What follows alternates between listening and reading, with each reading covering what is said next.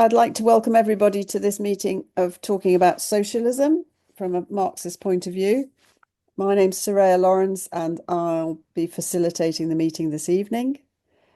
Tonight we're going to be discussing the state with an introduction from Nick Wrack. But before we begin that, I'd just like to say if you like our discussions, if you like tonight's discussion, then please sign up to our YouTube and just generally support us.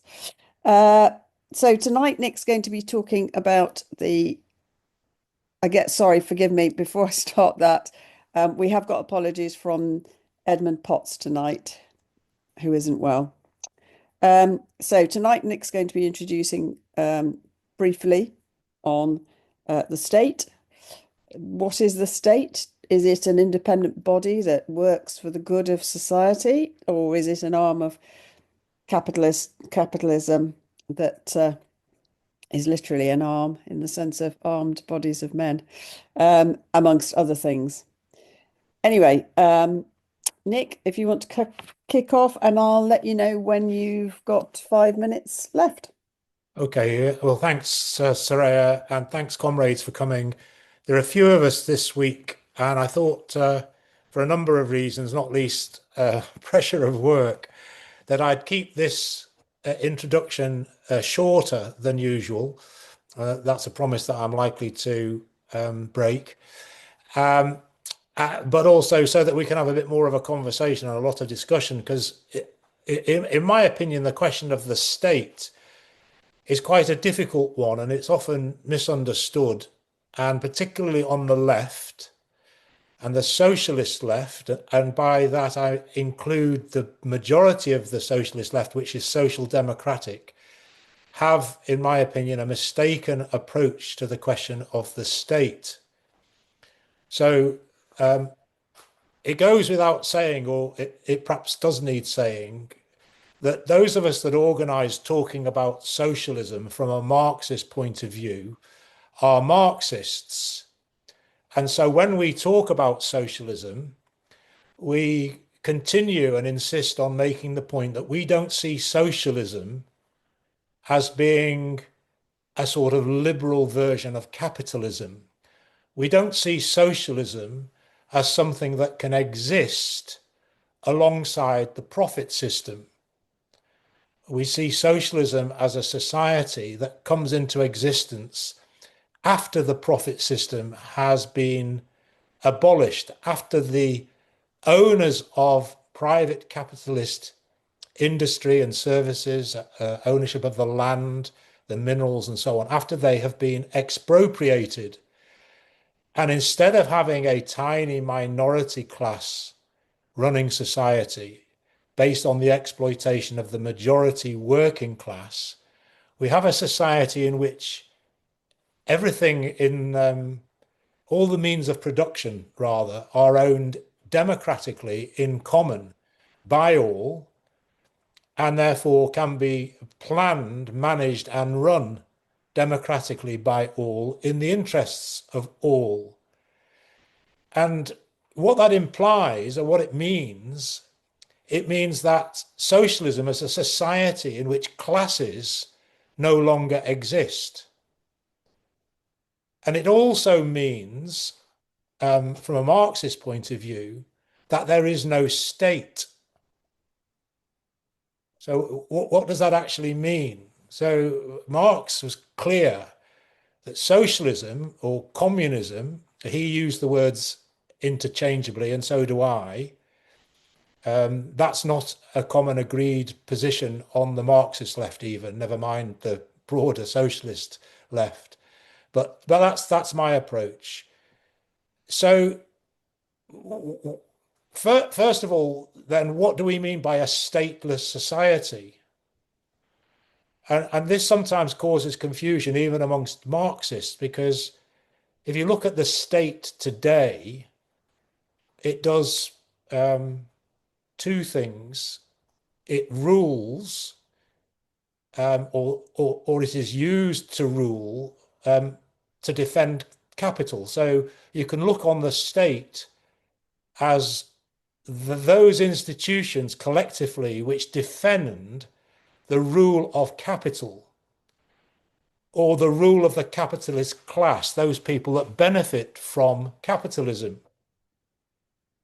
And you can see that on a daily basis on the TV, in the newspapers, and you can see what the state means in brutal reality. For long periods of time, it's obscured, it's hidden, it has a veneer of democracy. And again, I think we have to be careful. There are elements of democracy which socialists must defend against attempts to erode them and to take them away, but they're still inadequate. Because however much democracy we have under the present system, we still don't have genuine democracy because society is run not democratically by everybody in the interests of everybody, because that cannot happen if the majority do not own and control the means of production. So ruling to protect capital is one aspect of the state, and in fact, it's the main role of the state. And the other aspect, particularly in more recent decades, is what's arisen, particularly after the Second World War and the social democratic compromise. And it goes back, it dates a lot further back than this in some degrees, liberal England at the turn of the 20th century or Bismarckian Germany, elements of the welfare system and administering certain parts of society. That's another role that has been taken up by the state. So I'm just going to go back to the question, well, if we're going to talk about the state, what do we mean by it and how has it arisen? So just briefly, and again, if people don't agree with what I'm saying or what I say, do come in and take me up and the conversation can develop. But in a broad sweep, I'm going to argue that the state arose with class society, where there was a surplus capable of being produced, and the ruling class, which has always been a minority class, needed to protect its position as the ruling class and to protect the surplus which it possessed. And so from the beginnings of written history, we see class struggle and class domination. And that class domination has always, if you look at it, always, whether it's the pharaohs of ancient Egypt or ancient slave-owning Greece and Rome, through feudalism to capitalism, the ruling class has always been a minority, the minority class. And in order to protect its position as the what's the right word? The people who benefit from its position as the people that own and consume the surplus, they need methods of staying in power, of controlling the mass. And so all sorts of institutions have been built up, some physical, some ideological, some institutional that can appear to be beneficial but aren't really. And I'm thinking about laws, and sometimes the laws appear liberal. But what we see is, in essence, when it comes to the crunch, the state can be boiled down to the physical presence, the physical activity of armed bodies, the army, the police, the Secret Service, and then beyond that, the prison system, the laws, and so on. And you can see this at the moment really, really starkly with, well, you could look at anything, but I'm just going to use two examples from the news recently. First of all, in America, where Trump, who in my opinion is personally a fascist, whether he can implement fascism is a different matter, but in my opinion, that's what he is. But he has sent in federal troops. He's federalized the National Guard and he sent them into American cities. And I think Chicago is the next one that's planned. And it's to, in my opinion, he's testing the water to see how far he can go. But we see there Trump using the army, and he's threatened to use it against the left, against the Marxist left, against the socialist left, against the trade unions, and so on.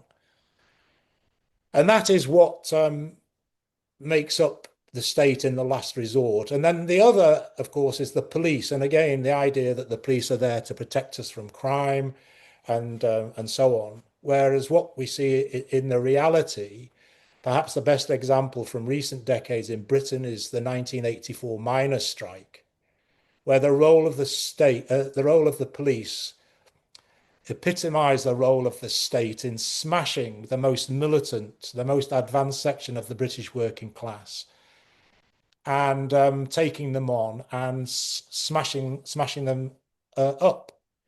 And there, in raw, brutal force, you saw the police. And then more recently, you've seen the misogyny, the racism, the anti-immigration sentiment of the police. I'm just going to take a couple of minutes to sum up, if I may, Zarah, just pose some questions. So, at the moment, Marxists of all different hues, socialists, communists of various types of Marxism, in Britain have looked at the 800,000 people that have moved or given their names over to your party. And if you listen to Zarah Sultana, she said some quite radical things. And she's talked, for example, about not being content with the crumbs from the table, but wanting the whole bakery. A metaphor, really, of taking over capitalist production. Now, whether she means that or not, I doubt. And I don't see anything in her program to say that she does mean that or she understands how to achieve it. But if she or others are serious about confronting the capitalist class and expropriating them, then one of the things that's going to have to be considered is how to take on the question of the state. So I'm going to throw out some questions. Do people think that the arguments to win reforms of the state are should not be adopted by socialists because they sow illusions in the idea that capitalism can be reformed into something other than it is? I don't agree with that proposition. I think that all reforms are important, and I think there are differences between different types of capitalist state, from liberal democracies, which are still capitalists, right through to when the capitalist class hands over to fascism. There's clearly a difference in the way that it impacts on the working class and those who struggle for trade union rights and for socialism. There are clearly differences. And it's better for us if we have more liberal democratic institutions and laws than if we have complete fascist repression. But if we were to come to power, if the working class were to come to power, what does that mean? It means that we have to have the ability to carry through our program of expropriation, to take over the means of production, to take over industry, to take over services, to run them ourselves. And it would mean that we would have to break up the institutions of the capitalist state. We would have to break up the army, we'd have to break up the police, and we'd have to replace them with democratically representative and accountable bodies whilst we establish the transition or achieve the transition to the new socialist society. So here and now, we need to have a program which raises some of those ideas. So accountability, recall, democratic accountability of any defensive or police force. I haven't got the time to go into all aspects of the program for democracy, both in civil society and in the economy. But I'm hoping that people will come back and this can be a good conversation that helps to find a way forward. Thank you. Thanks very much, Nick. So, do people agree with what Nick said? Disagree? Have a completely different point of view?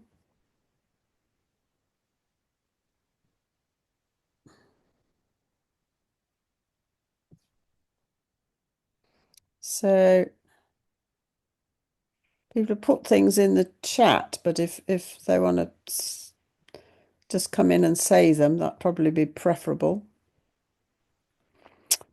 Ant, remember to unmute yourself.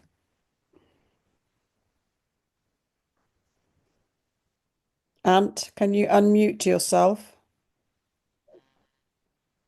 Okay. Okay, sorry about that. Can you hear me and everything? I know you can't see me. I'm in the dark. Hiya, Zarah. I think I broadly agreed with what Nick was saying. Uh, if you look in the chat, I did put a link to a piece that I wrote a long time ago, and I'm just going to simply say that I think we coincide quite a lot. If you ever bother to read it, hopefully you will. A couple of little points. Okay, first of all, I completely agree that socialism is a society without a state or classes. Completely agree with that. So to me, socialism does not simply mean that the working class takes power. So socialism does not mean the dictatorship of the proletariat. So this is how I'm using terminology. I don't know if you actually use that phrase, dictatorship of the proletariat. I think we all know what it simply means, the rule of the working class, don't we? We know that, don't we? Yeah. So I think that the dictatorship of the proletariat in itself is not socialist. It simply means that now the working class have come to power, and what do they do then? Yes, and I'm gonna say that to a certain extent, possibly disagreeing with you to a certain extent, and possibly seemingly uncharacteristically conservative. I don't think that the working class can immediately institute socialism. I don't think there's a possibility of a socialism in one country. So I think that any initial bastion is going to be running, some form of capitalism for some period of time. I cannot be more precise than that. What's going to dictate all this is the extension of the revolution internationally. So yeah, I do believe that, as Nick said, that socialism is a society without a state or classes. I think that one of the issues that arises here, is the state. Okay, we can see the sort of like the original idea of a repressive body. It essentially comes down to bodies of armed men. If you want to include armed women in that makes no difference. I don't think. Bodies of armed people, let's say. That sounds pleasant. But I think with the development of capitalism and the class struggle and imperialism, the state took on a much greater sort of like role in the economy, as we were talking about last week. The state capitalism, the tendency for the state to play a ever greater role in the economy, be that through direct ownership or the welfare state or whatever other means, whatever other economic interference or economic role that the state plays. I'm going to take up one idea that may be, quite polemical and controversial. I'm going to be absolutely truthful. I'm not utterly convinced of my own case here, but I suspect that I'm right. So, but Nick was trying to sort of like make the case of better that we have a pleasant liberal setup rather than repression and fascism. And I'm going to argue that not really. No, not really. All we've got under capitalism are variants of the same ruling class dictatorship, and it will use whatever method that it has to use. And if it can use a veiled deceptive snare, it will use a veiled deceptive snare and pose as our benefactor and pose as our friend. But if that doesn't work, it will take off the gloves and it will show the harsh side. But all of it is every aspect of the state under capitalism is a ruling class dictatorship, and we cannot side with the lesser evil. We cannot advocate siding with the lesser evil. So even an extreme situation, let's take the extreme example: anti-fascism versus fascism. Yes, I don't think this is where I'm feeling more confident and more precise. We cannot advocate siding with the democratic bourgeoisie to fight the fascist bourgeoisie. We cannot. If you think about it, yes, the ultimate example of that was World War II. We cannot take sides in imperialist war. We cannot say to the working class, let us create a grand alliance with the democratic bourgeoisie. Let us put aside the revolution. Yes, and let's enjoy the wonders of liberal democracy, etc., etc. Could take another example. Chile. Allende's government. We could not. Marxists cannot simply say we support Allende against Pinochet. No, we support none of them. None of them. Yes, none of them. The only thing that Marxists can support is the revolutionary working class. And I think that the one element that seems to be missing from this conversation, time and time again, is the role of the workers' councils. But I think I'm going to stop there. I've gone on for quite a while, and I really, really thank you for letting me do that. Yeah. Okay, thanks, Anne. Dylan, can you unmute yourself? Great, thanks. Hiya. I think there's the comrade there, Ant, raised some very interesting points. I think that when we're addressing what he's talked about, I think we've got to look at the history of the British labour movement going back 200 years. And if you look at the development of democracy and democratic rights in this country, the struggles of the British labour movement, you can go back to the corresponding societies of the 1790s, during the Napoleonic Wars, up to the Luddites, the swing rioters, the Chartists, and then obviously you get the development of the trade unions, the craft unions in the 1850s and 60s, the late 1880s, you have the unskilled workers unions being developed. And throughout that entire period, central to this was the demand that not only were workers fighting defensive struggles against the onslaught of capital, but the workers also realized that if they were going to advance their struggles, they needed democratic rights, freedom of expression, freedom of movement, freedom to organize, and the right to vote. All those things were integral. As the labour movement advanced in different stages throughout its history, it was accompanied by workers raising demands for democratic rights. All those demands for shorter working weeks and wages and stuff, they were accompanied by that struggle for democratic rights. And I think if you look at the history of the labour movement, workers didn't see them as being divorced from each other. They were an integral part of the same struggle, fighting for class demands such as better wages, shorter working week. It went hand in hand with those demands for democratic rights. And I don't think you can have an artificial distinction between the two. And if you look at workers who fought in the Second World War, they weren't fighting to defend the democratic state. The reason why they were fighting is they saw the destruction of the German Labour movement in the 1930s, and they were horrified what fascism had done in Germany, Italy, and Spain. And when workers went to fight in World War II, and I recall my grandfather quite well telling me all about this, it was because they saw that if fascism had been successful, they would have been decimated and murdered. Look at what happened in Hitler's Germany. Within a week of the German Communist Party being banned, you had nearly 100,000 communists in concentration camps. I'm writing an article at the moment based on my PhD thesis, which I'm going to submit to Nick soon, about the struggle against the British Union of Fascists.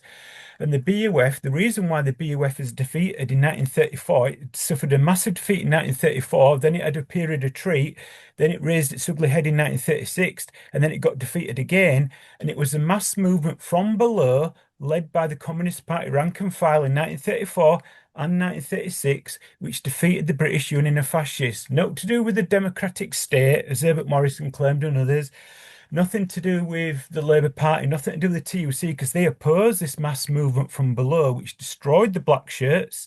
The BUF got to 50,000 members by July 1934, and it was that mass movement from below, led by the Communist Party rank and file, which destroyed the black shirt movement in this country. And just one other quick point I want to come on to, which kind of relates to what Ant was talking about, is at the moment we've got a Labour government of crisis, and we've got a Labour government that's taken us quite clearly in the direction of a police state.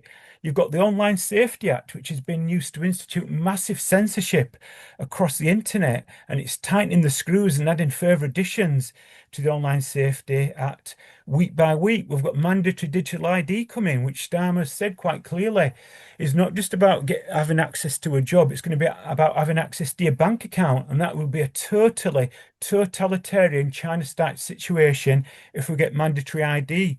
You've also got further bans on political activities. You've got terrorism legislation to ban peaceful protest groups such as Palestine Action. So the way this Labour government crisis is taking is a massive clampdown on democratic rights, because they realise that if you take away their democratic rights, it makes it so much harder for the working class to struggle and fight back against their neoliberal austerity measures. So I think we've got to see the struggle for working class living standards is integrally connected with the fight to protect democratic rights. And I haven't heard anything from Zarah Sultana, from Corbyn, or anybody talking about the Online Safety Act, mandatory digital IDs.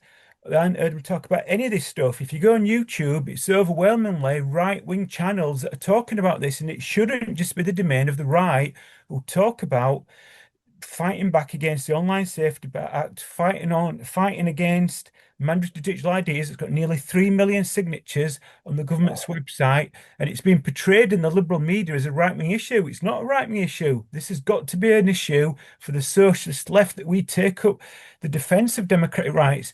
The erosion of democratic rights weakens the ability of the working class to fight back and defend itself. The two are integrally connected and linked, and we've got to make that, because I think your party is going to be very soft on this issue, and I don't think they've actually got a clue, the leadership of your party, about how the capitalist state works.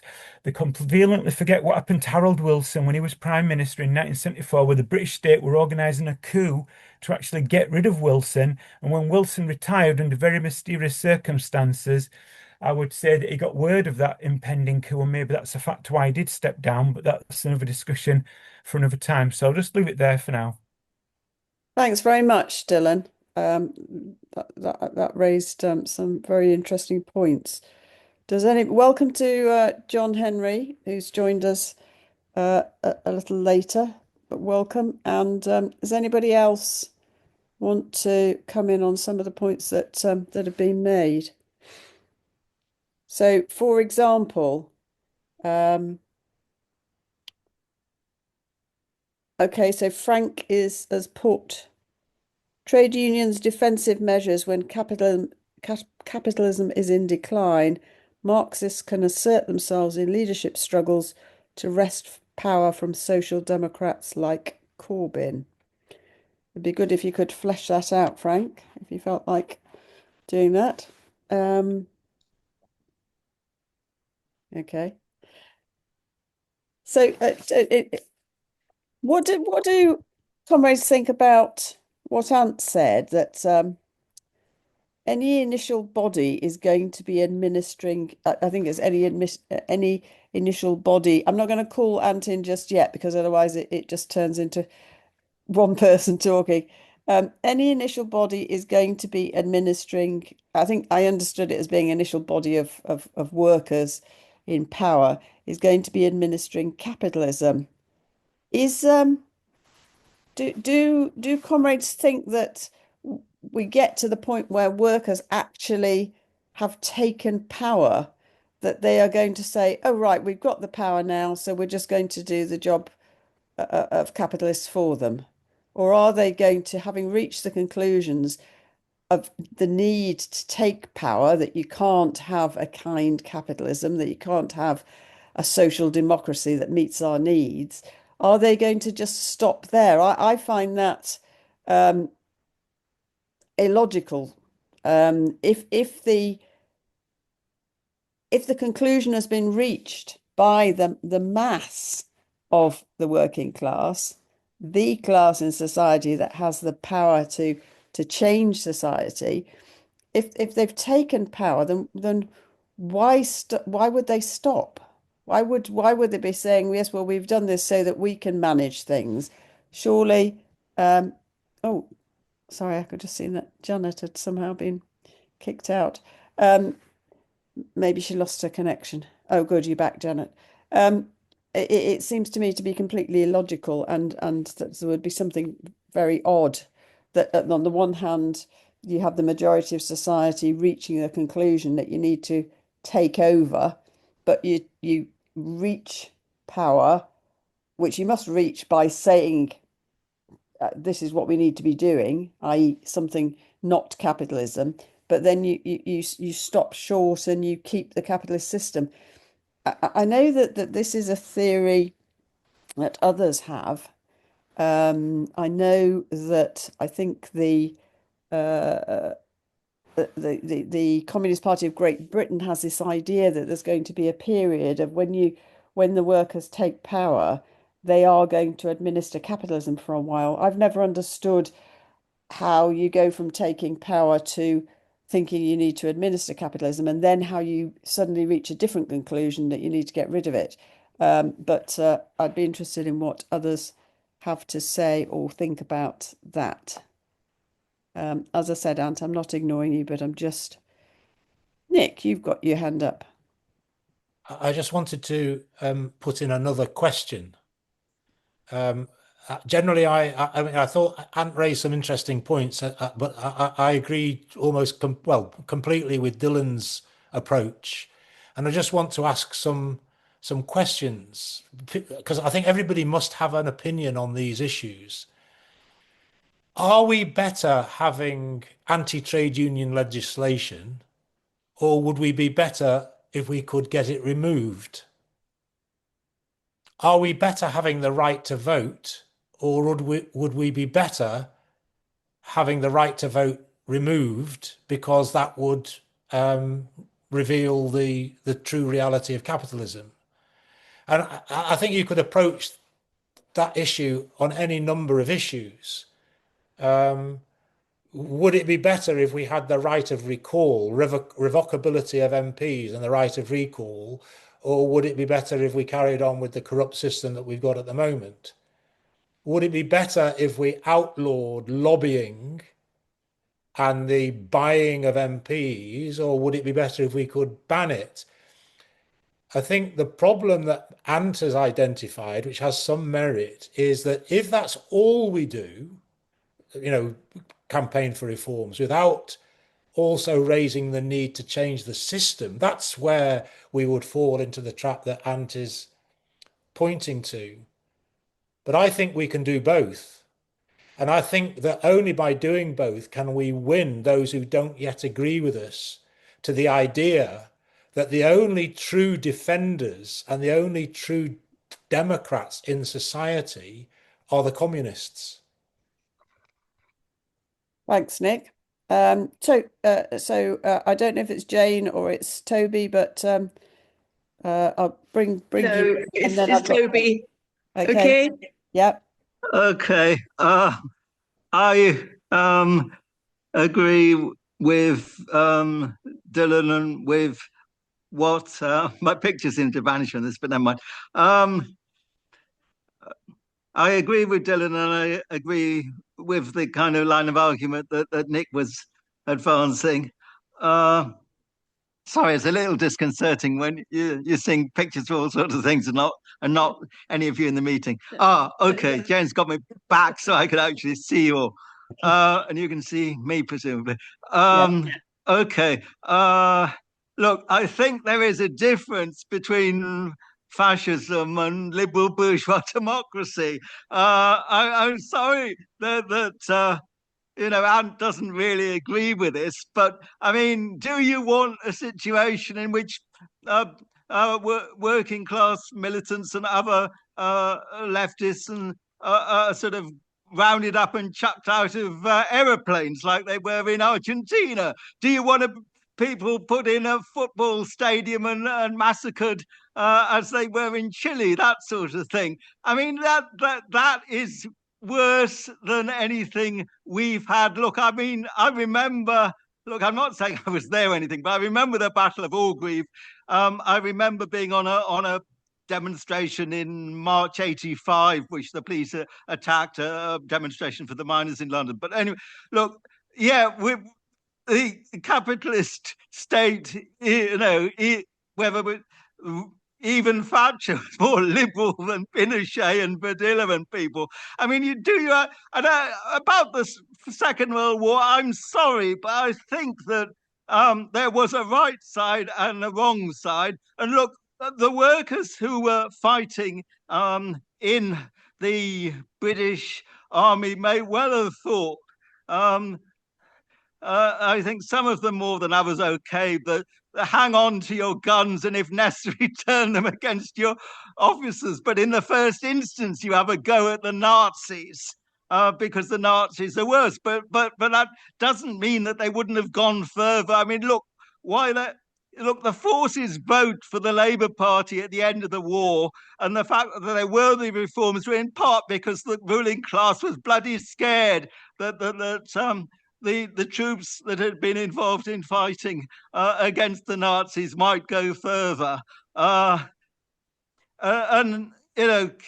I don't quite know which bit of left communism Ant comes from, but if you're talking about Bordiga, I mean, A, Bordiga made some sort of deal with the fascist regime around 1930 and disappeared from political activity, but B, and more to the point, in 43 to 45, when all sorts of communists, some of whom, might have been Stalinists, but believed in revolution, like Bandera Rossa, and others didn't believe in revolution so much, such as Togliatti, and so on and so forth. But I mean, when that was going on, and anarchists were fighting in the resistance, all sorts of people were. But the Bordigas did not participate because they were neutral in World War II. I mean, it's a ridiculous position, frankly. Utterly ridiculous. One last thing, which is a bit trivial, but about Zarah Sultana, she has actually come out against digital ID. I mean, I saw a post she put on Facebook a few days ago about that. She's dead against digital ID, but that's not my main point. My main point is there is a difference between fascism and liberal bourgeois democracy, even if liberal bourgeois democracy will occasionally unleash the police against us. I mean, look, yeah, I do remember, though I wasn't there, the Blair Peach murder in Southall and all the rest of it, and various other things that the British state has done. I mean, all right, the British state has done worse things in the 6 counties than it has on the mainland, but it's done bad things. But I mean, it's not the same as Chile or Argentina or Nazi Germany. I'll leave it at that. Okay. Thanks, Toby. Janet. Yeah, thanks. I'm afraid I've missed some of the previous contributions because my screen went bonkers. And I kind of missed what Ant was saying because it was a bit distorted, but I think I know what he would have said. And it's going to be boring because I agree with with Dylan and with Nick and with most of what Toby was saying. But just on a kind of your party basis, we'll talk about that for a bit because we're meant to be talking about the programme for your party. I think just an observation that I've been reading today or the last few days, a lot of contributions by left, non-reformist, Marxist and socialist left factions and groups to the world transformed, which are quite interesting. However, they talked very little about these issues, apart from one sentence about, a socialist party has to, fight against the oppression of the state. Blah, blah, blah, blah. But there was very little, it seemed to be very little interest, maybe because they thought that there was a degree of consensus, I guess. I don't know, unlike things like the trans issue. But I think that's quite disappointing given what we know has been happening in the last year or so, particularly in the since Starmer got in, really, because he's taken what was started by Priti Patel and so on, certainly expanded it, certainly strengthened the oppression of dissent, of protest and so on, clearly because of Gaza. Just going back to what Dylan was saying about the history of the labour movement and so on, and even before that, it is very clear, as Nick, I think, was saying at the beginning, that every time there was a degree of radicalism, we're talking, 200, 300 years ago, the state would use every means possible to suppress it. And what we're seeing now is not new, although it's in a different context and they're using different means. What we're seeing in America is the same but different. What we're seeing across Europe in terms of protests, particularly if we look at Germany and so on. So we're not in a unique situation here. I mean, we're in a situation which crosses continents and goes back, centuries. But I suppose I wanted to ask Nick that I certainly agree about we can't, unlike what Ant was saying, that it is far better to press for these reforms, given also that that's a way of raising consciousness and education. And if the revolutionary left isn't talking about it, then there certainly is a need for, I guess, discussion and education across the whole of the left to raise these issues. But I think it was Frank in the chat was saying there's no possibility of reform now. I think you were saying that somewhere, but I've lost all that because I came out of the I've gone back in again, so I lost the chat. I just want, what kind of reforms are you talking about? So we're not talking about a program here for communism. We're talking about something more immediate, really. What should we be saying to the leadership of your party about what we should be doing immediately, really? What should be in that program immediately around the kind of legislation and how it's being used by Starmer about, and also what are our views on something like mass protest, about something like Palestine Action? Because it seems to me it's not working, and I don't think it's counterproductive, and there's obviously a very long history of civil disobedience, but it doesn't seem to me to be, as I say, that productive. But I haven't got any answers to any of that, so I'm just throwing that out to you, really. I mean, if we look at what's been happening, particularly around protests, the use of arbitrary arrests, the sort of restrictions, which every day it looks like our new Home Secretary is trying to bring in. These are, I don't think I agree with you, Nick, about Trump being a fascist, but him and the state here are using fascist techniques. I think that's different from saying, we have a fascist government or they have a fascist government or whatever. I don't know if that matters or not, but just throw that. So I'm just asking you a few arbitrary questions, really. Thanks, Janet. Dylan, can you unmute yourself? Yeah.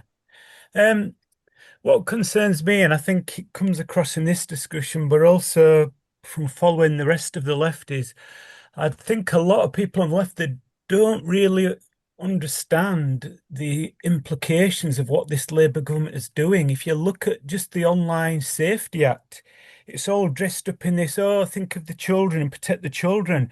But it's been used to censor websites. It's been used to censor political content across the internet. This Labour government's pursuing American companies because they're not applying the digital Online Safety Act. You've got American companies, big tech companies with the backing of Trump, taking the British government to court in American courts, and I suspect that they're going to win.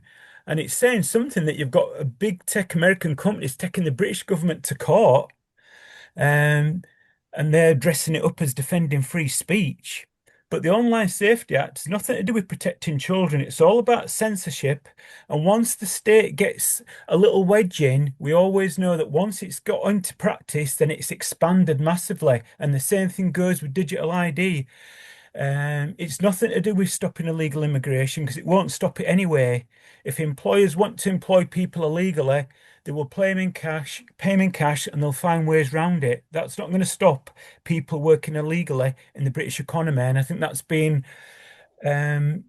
illustrated by much better people than I can articulate from many of the videos I've watched by legal experts on YouTube.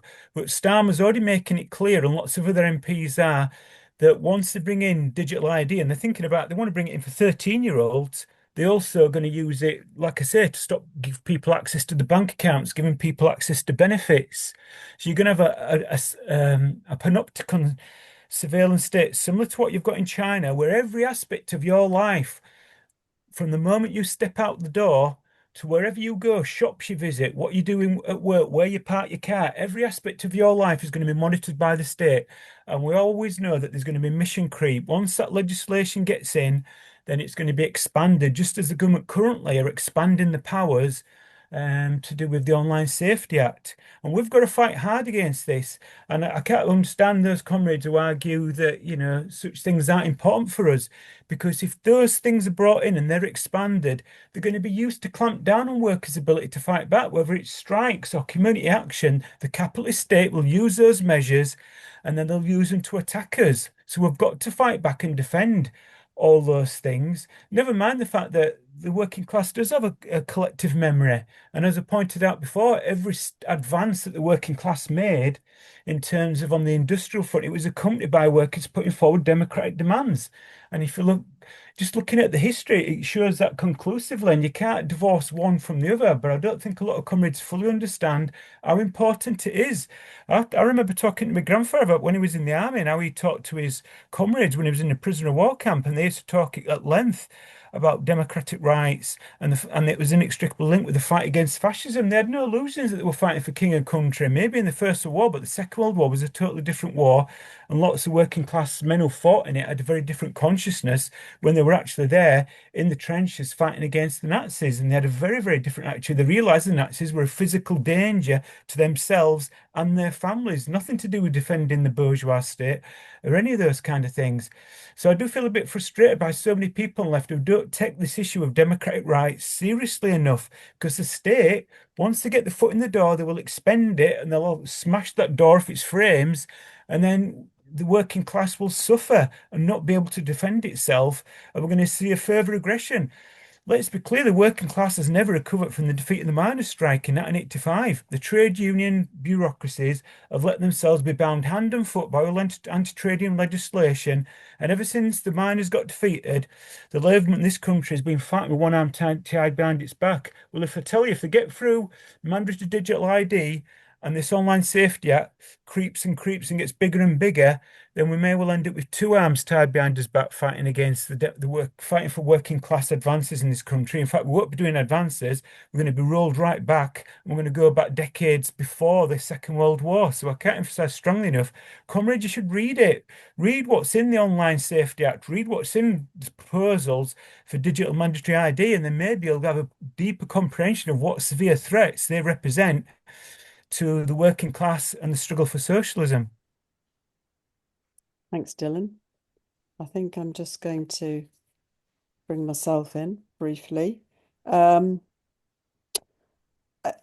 think Ant raised some interesting questions. This is a question that I thought flowed from some of the things Ant said. Are you doing a disservice to the class struggle by opposing fascism, for example? Do we stand back? Seemed to be the argument that we should stand back because it's sowing illusions and it's being reformist. Because I think this is inextricably linked to, we're in a position where clearly the majority of the working class have not reached the conclusion that we need to get rid of capitalism, that we need a different way of organizing life, because if they had, we wouldn't be having these discussions. So how do we get from there? How do people reach conclusions that you need a revolution, that you need to change society, that you can't tinker with the capitalist system? I think it's yes, reading about history and so forth is very important, but I think that the vast majority of people reach conclusions through experience, through their own experience of everyday life, of struggling to survive in this system, of looking after each other, looking after their families, struggling to get by.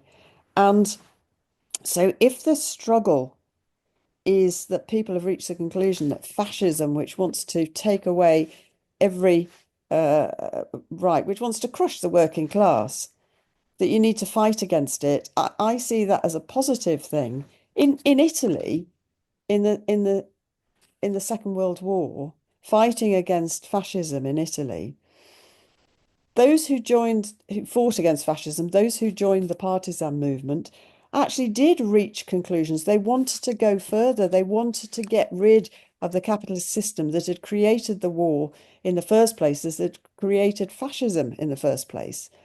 And in fact, the Allies, i.e. the Western forces controlled by capitalism, delayed in entering the north of Italy because they wanted the partisans, where the partisans were the strongest in northern Italy, to be crushed, because they wanted them to be crushed by the fascists, because they didn't want that power, that consciousness of workers, that you needed to go beyond just getting rid of fascism, but actually getting rid of capitalism.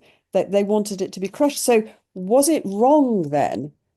Was that movement wrong because it didn't reach the conclusions that Ant thinks they should have reached? I just, like Toby, I just don't understand that logic at all. That you don't support, whilst not having illusions in Allende, and we saw what happened, didn't we?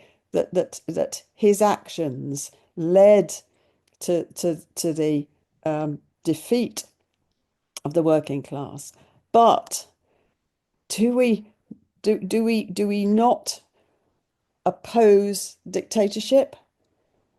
Do we say everybody's the same and therefore we don't oppose one? I think by opposing fascism, by opposing movements in society, that you're not supporting the idea that capitalism is going to solve the problems. I think you are. Well, it's important to do. You have people taking you off the street and making you disappear in Argentina, and so on, and put people in concentration camps. It's just a basic principle, isn't it, that you fight against that? But it's also part of the struggle. And so, to me, to separate people who went to fight in Spain in the Civil War against Franco, were they reformists? Well, some of them might have been, but they saw the need that you need to get rid of something that is crushing the workers, that was crushing the workers in Spain. So I just don't think you can have this. It seems to me a very abstract, totally a very abstract position that's totally removed from real life.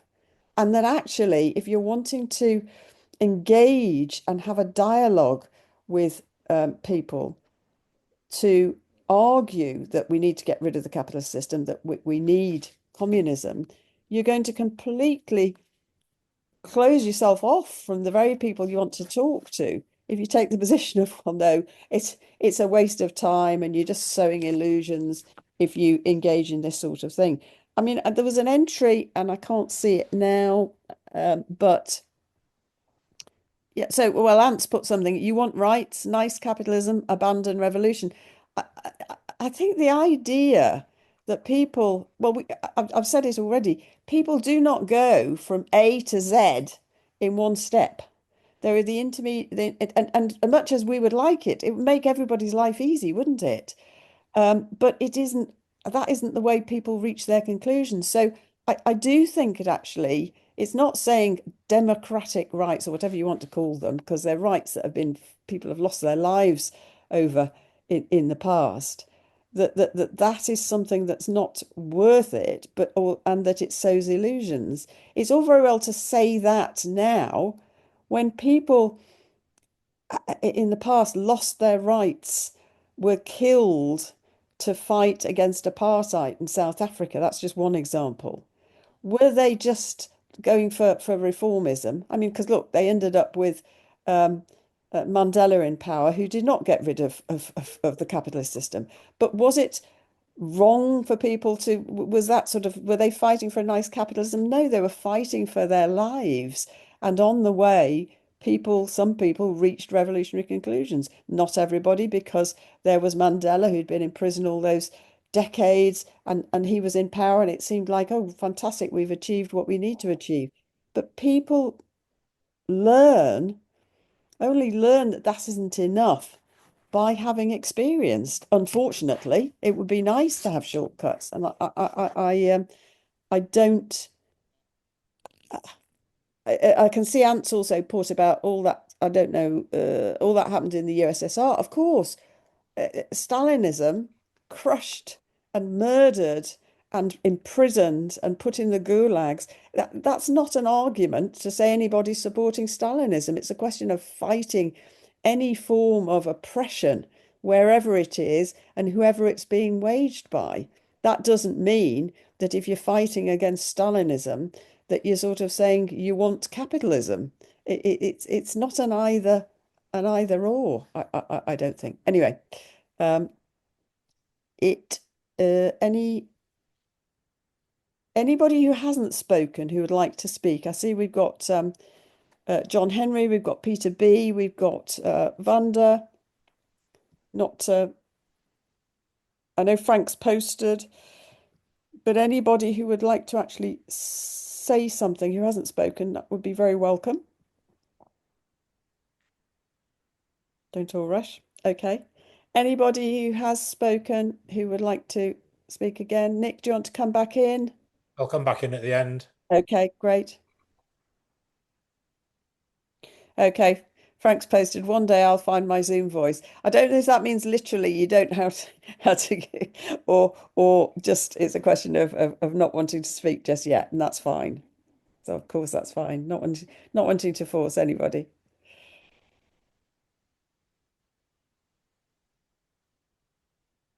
Okay. Yeah. Yeah.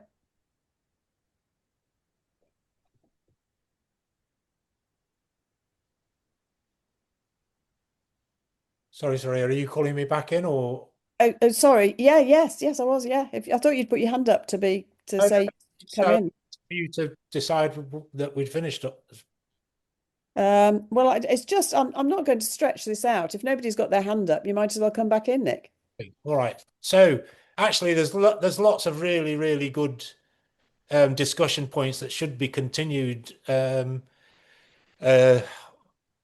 because we can't cram everything in here. So just in terms of the discussion, I mean, it's pretty obvious. I'm in complete agreement with Dylan and the arguments that he's put, and not in favour of the arguments that Ant's put.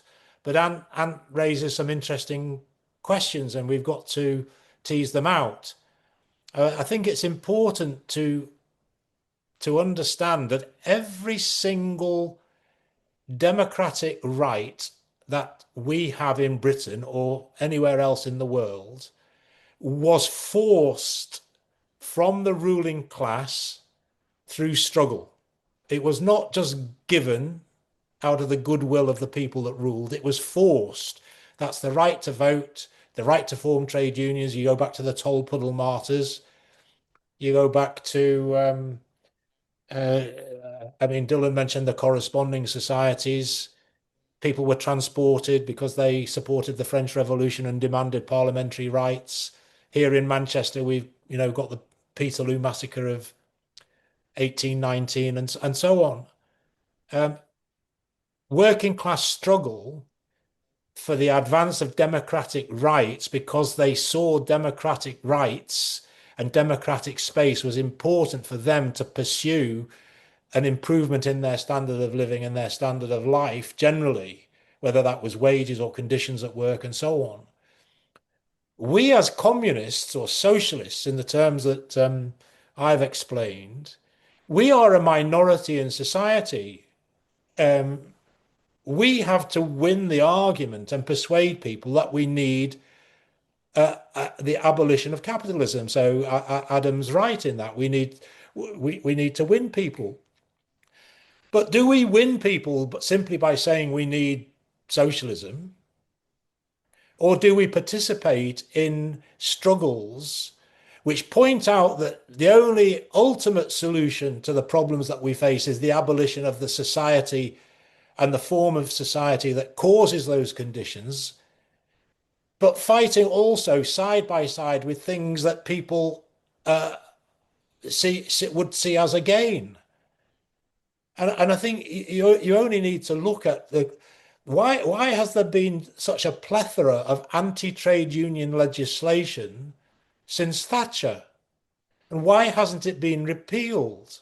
And would it not be better had it been repealed? And would it not have given greater space to the working class to fight for better conditions? If that's where we limited it to, like the Social Democrats, every year we go on we go into negotiations for better pay. Well, of course, we should fight for better pay. If we just left it at that, then we're accepting that there's no alternative to capitalism. But if we go on to explain that we don't want a system where we have to fight every year for better pay, we want a society in which we determine what's produced and how much we get back for it, then that's explaining that we see an alternative to capitalism, and we can do both. If you want to take, I think it was Ronald Reagan, was it maybe Jimmy Carter? We have to walk and chew gum at the same time. We can do that. But Janet asked asked a question about what sort of things would we demand, and I think Frank's put in the chat, he supports the idea of immediate demands. Well, there's two things. You could look at this from two ways, couldn't you? If you've got a party, say your party, I don't think your party is going to be a communist or a real socialist party. I think it's going to primarily be a social democratic party. But let's say that it becomes a communist party. The communists win in it. To begin with, we're not going to be in a majority, are we, in Parliament or in local councils or in society as a whole, because we've got to win that majority that Adam was talking about. Well, would we just go to Parliament and say we need to get rid of capitalism? Or would we go to Parliament and say, yeah, we need to overthrow this system, but if you're serious about improving working class living standards, then do the following. And would we be, for example, would we demand the abolition of the monarchy? Would we demand the separation of church and state? Would we be in favour of the election of all officials and no appointments of people to quangos and other bodies which allocate funds? Would we be advocating, for example, yearly elections to Parliament and to local councils, as the Chartists did back in the 19th century? Would we be demanding that MPs and elected officials don't get paid more than the workers that they represent? Would we be calling for recall and revocability of elected positions? Would we call for the repeal of all trade union legislation that bans secondary picketing, that bans political strikes and things like that? Well, for me, it's a no-brainer. We want to win people to back our party. We've got to have something to say on all of these things, don't we? Why is it where I live now is in Stockport, and the bus workers are out on have been out on strike, but it would be illegal for other workers to come out on strike and support them. Why wouldn't we be saying to workers, we should be able to support our brothers and sisters? We want to come out on strike. We don't. A general strike in Britain, along the lines of what happened recently in Italy, would be illegal because it's a political strike. Should we be not demanding, one, to the trade unions, get off your knees and organise a general strike in support of the Palestinian struggle, and two, demand that any government removes the prohibition on political strike action? So we have to have the demands in our armory to demand from the people in power now what we would implement if we came to power ourselves. Proportional representation. Implement proportional representation. You call yourself a Democrat, why not PR? You call yourself a Democrat, ban the payment of MPs by lobbyists. Ban ex-prime ministers from becoming multimillionaires because of their contacts, and things like this. You could go much further, and we could come back in further discussions. What about demands that groups of people in society? I don't know whether you'd say, any organisation that's got 100,000 has access to free press. The right to free speech. So Dylan's absolutely right. When he's talking about the online safety legislation and all the other repressive legislation, libel laws, defamation laws, should they be altered? Should they be modified? Why do we have a press that is limited to 5 or 6, groups of ownership? Why don't ordinary people have the right to form newspapers or radio stations or TV stations or whatever? Prohibition on sacking people for political acts. So I was told at the weekend that a teacher has been suspended because they made a comment in a class with pupils, and I think they were asked a question about the flying of the St. George's flag, and the teacher tried to answer about, with equanimity, and said that it could be used in a bad way to cause antipathy or antagonism to certain people in society, and they've been suspended from their teaching position. Would we not be demanding the democratic right for teachers to express an opinion and not to be suspended?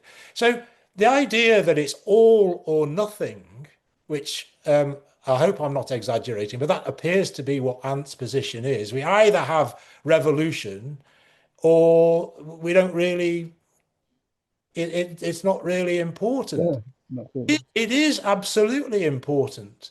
Because if we're not strong enough to stop fascism from coming to power, and I'll come on to Janet's other point about whether Trump's a fascist or not. If we're not strong enough to stop fascism from coming to power, or to not to stop it from triumphing completely, then what does it mean? The Iron Heel. Jack London wrote a book called The Iron Heel. And what did it mean when the fascists came to power in the 1930s? I mean, it led to World War and conflagration. It led to the incarceration and the mass murder, not only of trade unionists, but obviously of 6 million Jews. To say that the Gulag was equally as bad, I don't think answers the point. We're Marxists who are anti-Stalinists, and one easy answer to the idea that the Soviet Union was a socialist society is to point to the size of the state. If socialism is a society without a state, then the Soviet Union could not be socialist because the state was immense. It was an incubus on the population. But it just seems to me incredible to suggest that whilst we're struggling to get the full bakery, to use that metaphor, while we're struggling to get the full bakery, if we can't have it now, then we don't really care and we might as well starve. I think that will find no favour generally in society and actually will be seen as quite mad. And we've got to take people as we find them. We can't convince them now of communism. Well, let's show them that we are the true democrats, not just in civic society, but in the economy. We want to extend the democracy that we're fighting for with regards to representation and in local and national government and so on. We want to extend that to the economy as a whole. And so we're the real democrats. And we have to point out that the social democrats and the liberal capitalists are not democrats at all. And they don't fight the system that creates the grounds for fascism. And what we've been seeing across the globe is growing authoritarianism. So are the workers and anti-racists in America who have mobilized to challenge ICE when they've gone on their racist roundup sprees, are those activists wrong because they're opposing the authoritarian, illegal activity of ICE and what Trump is allowing them to do? Or are they actually building and creating the ground for people to think, what does ICE represent? What is Trump trying to get? What's he trying to achieve? We've got to do something about it. And we can work alongside, in tandem with them, to try and win those battles as the basis for building a bigger army for the ultimate war, just as the communists did in the 1930s when they marched and fought against unemployment for better benefits and so on. And so all actions now, whether it's to prevent evictions, to stop rents going up, to defend pickets, to defend people being suspended at work, to stop immigration officials deporting people and so on, all of those are absolutely integral parts of the struggle to build a mass socialist communist party. Because nobody's going to listen to us about abstract ideas unless we can show that we've got the determination and the willingness to get stuck into things which for them are extremely important, and in the course of doing that to persuade them that actually if they don't want to be doing this for the rest of their lives, or for their children to be doing this for the rest of their lives, they need to build the struggle to actually end the system that creates those conditions. So just with that, on Janet's point, what I said was, in my opinion, Trump is a fascist. I think he is. Personally, I don't think there's any question that if you put him in Nazi Germany, he'd be there. He'd have usurped Hitler, and he'd be doing what Hitler apparently has Hitler's speeches, or he did have, according to one of his ex-wives, Hitler's speeches by the side of the bed. But he personally would want to go much further than he can. I'm not saying that fascism is in power, and I'm not convinced that we're ultimately heading inevitably to that conclusion. I think the working class is too strong. Trump and the ruling class at the moment don't seem that they're ready to take that step. And we've seen, for example, in Brazil, as one example, Bolsonaro replaced. They haven't been able to get rid of elections that oust the previous authoritarian would-be dictator. And it may be that Trump gets defeated and he can't stand for a third term, and we have this uneasy situation continuing. So in all of these struggles, it's important. For example, in France, we can't support Macron to defeat Le Pen because we'd just be supporting the policies that give rise to Le Pen's support. But we have to oppose fascism with socialist arguments and democratic arguments and explain why society is moving in that direction because of the crisis of capitalism, its inability to solve the problems that we face on so many different levels, and the willingness, it appears, of a section of the international capitalist class to consider, at the very least, if not to do, is to hand over power to people that would go much, much further. And for them to say to fascists or would-be fascists like Trump and Musk, you sort it out for us. I'm not saying we're at that state, but if we're not careful, we'll sleepwalk and we'll end up in a situation that we haven't really prepared for and fought for because, as Dylan said, we haven't read the small print. Well, actually, it's very large print. We haven't looked at all the judgments in America, in the Supreme Court. And it's interesting the battle that's taking place there with some courts going against Trump and the Supreme Court going with him on most things. So we have to pay attention. I suppose my last point is this, that if you just draw a black and a white and have a sharp dividing line and you say, well, if we can't have white, we might as well have black, I think that's such a big mistake, and it will actually get us nowhere. There are shades of grey and there's shades of nuance, and we've got to work out as communists, as small forces in society at the moment, how we negotiate those shades of grey, those people that aren't yet with us but are against a lot of what's happening. And it does matter for them, and we've got to make it matter for us. And if we take it up in the right way, but explain that we've got to go much further and we've got to actually get rid of the system that causes the problems that they are concerned with, then we will begin to win people to winning the ultimate goal. Now, have I missed anything out? I'd just say, I suppose, one note that I did make in terms of Toby. I mean, I agreed with most of what Toby did say, but I think British imperialism has done awful crimes over the decades and the centuries, not just in the 6 counties, but elsewhere. But that's perhaps just a footnote. Yeah. I think it might be good if people were to think of demands that we should put in a party program, that we would say, this is what we advocate now, so that we can fight for it and educate the working class and say, this is what our society would, this is what we would do if we were in power. And of course, if the working class did come to power, it couldn't just sit on its hands, which is the final point on Zarah's issue.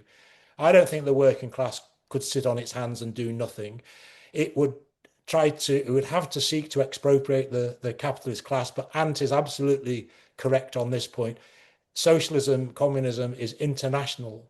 It has to be international, or it will not succeed. So there, again, that's another discussion that we need to have is, well, how do we go from one country to beyond? And my initial response to that is we have to have a European perspective in the first instance, to have the idea of a European transformation. But even that wouldn't be enough. You can look at America or China, the size of the continents, Russia, the size of the continents. You have to have the whole globe. That won't happen overnight. But Well, thanks sorry. very Thanks, Nick. Sorry, I didn't mean to cut across you. I thought you were just finishing. That leads beautifully to our the next discussion on the 27th of October is really how do we implement the internationalism essential for socialism to succeed? What position should we have on Ukraine, Israel, Palestine, NATO, foreign policy? So that's the next discussion. And then the one after that, I'm just going to mention the next two on the 10th of November is how do we stop climate catastrophe? So I'd like to thank everybody for participating tonight. Thank you very much for all the contributions. Thanks, Nick, for speaking, and look forward to seeing you next time. Thanks, everybody.